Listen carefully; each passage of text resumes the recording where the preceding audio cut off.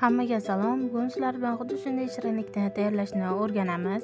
Uning uchun bizga olmalar kerak bo'ladi. Ularni yaxshilab yuvib olamiz. Keyin ularni videoda ko'rsatilganday to'g'rab olamiz. Keyin to'g'ralgan mevalarni yaxshilab quritib olamiz.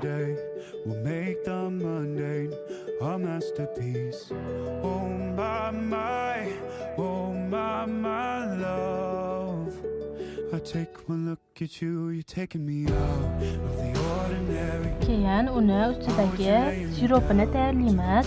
Uning uchun bizga shakar kerak bo'ladi va suv albatta.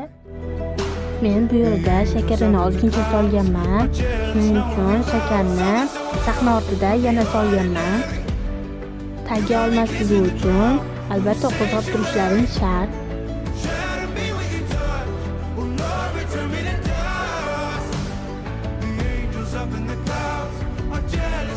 Keyin men qurigan olmalarni sekin astalik bilan zubachistkalarga tiqib chiqdim.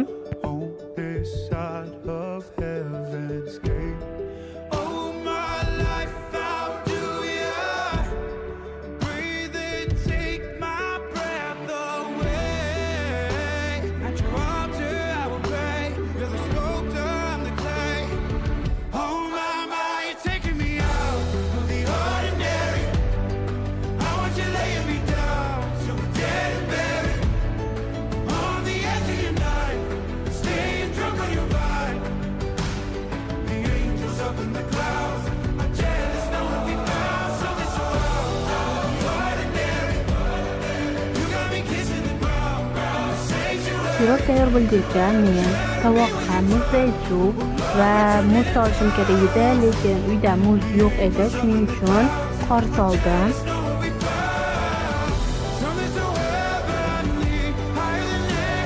Mana sirobim ham tayyor bo'ldi. Endi mevalarni siropga botirib olamiz.